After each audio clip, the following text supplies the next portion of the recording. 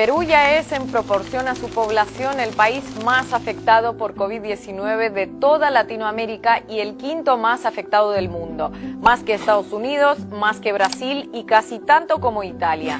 Y de momento no parece que la pandemia esté cerca de remitir en el país. ¿Cómo se llegó a esta situación? ¿Acaso no fue uno de los primeros países de la región en tomar medidas? ¿Acaso no fueron tan estrictas como las de otras naciones que salieron mucho mejor paradas?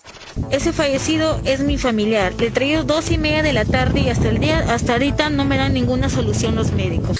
No hay médicos, no hay personal que nos vea. Están abandonados, nos han metido ahí para que ellos no los vean.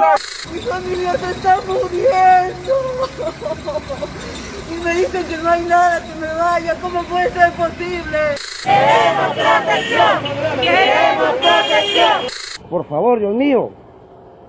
¿Qué es esto? ¿Qué es esto?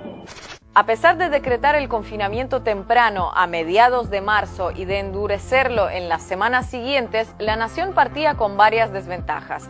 Por un lado, el elevadísimo porcentaje de trabajadores informales entre sus habitantes, lo que dificultaba que el aislamiento fuera fácilmente aplicable. Las autoridades anunciaron varias medidas para intentar paliar esto, desde ayudas monetarias directas hasta la posibilidad de retirar dinero por adelantado de los fondos de pensión.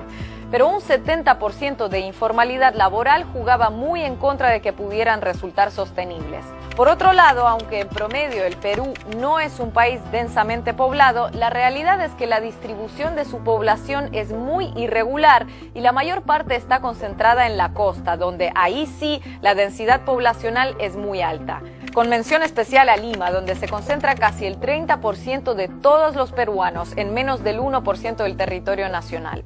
La densidad poblacional limeña es 200 veces superior a la del resto del país, lo que podría no ser tan grave si no fuera por el hecho de que además abundan las viviendas minúsculas, hacinadas, mal ventiladas y peor acondicionadas.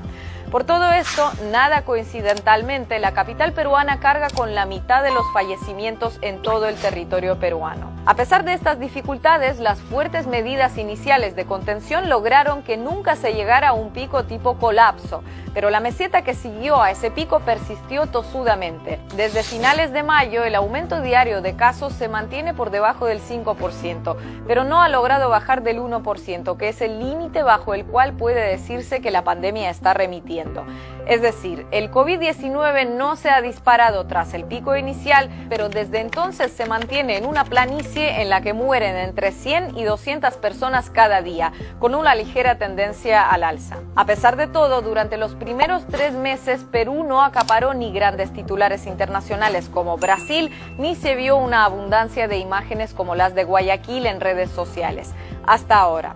La tercera semana de julio, de la mano de la Organización Panamericana de la Salud, se revisaron miles de fallecimientos sospechosos por COVID y se determinó que más de 3.700 decesos lo fueron, lo que disparó los números oficiales de la noche a la mañana. Por si fuera poco, el estudio no abarca los decesos producidos desde mediados de junio hasta la fecha, por lo que ese desfase no está del todo corregido todavía. Además, durante junio, sin haber logrado aplanar los contagios por debajo del índice de propagación necesario, ante las pesimistas perspectivas económicas del país, se comenzaron a levantar y flexibilizar las medidas. Y los resultados se sintieron pocas semanas después, con lo que pudiera ser el inicio de una segunda ola. Aunque la economía de ningún país puede soportar una cuarentena eterna, Perú es una de las naciones más estables de la región en términos macroeconómicos. Es el tercer país de Latinoamérica con más reservas internacionales, solo por detrás de México y Brasil, y su deuda pública e inflación están entre las más bajas. Es decir, si algún país latinoamericano tiene capacidad para resistir el confinamiento en términos financieros, ese es el Perú. Pero a pesar de esa fortaleza macroeconómica, con un crecimiento promedio del PIB cercano al 5% en los últimos 20 años, Perú también es uno de los países que menos invierte en salud en todo el continente americano. Las colas de peruanos desesperados por rellenar las bombonas de oxígeno para que sus familiares enfermos de COVID-19 pudieran respirar ante la escasez y saturación en hospitales simbolizan a la perfección la realidad del tejido social y sanitario. Lo más paradójico de todo, además, es que pese a tantos mimos a las finanzas en detrimento de otras áreas, las previsiones apuntan a que el país será uno de los más afectados del mundo por coronavirus, también en el plano económico. Más que otros países, tanto naciones que aplicaron cuarentenas estrictas como aquellas que no. La mayor caída del PIB peruano en 100 años. Es decir, en el debate más mencionado por los gobiernos a la hora de justificar las medidas adoptadas, el famoso dilema entre proteger la salud de los ciudadanos o el bienestar económico, parece que los peruanos caminan hacia tocar fondo en ambos. Y en el caso de Perú, la decisión de qué camino seguir ante esa encrucijada entre salud y economía no se tomó ahora con la llegada del coronavirus, sino que ya había sido definida hace muchos años atrás.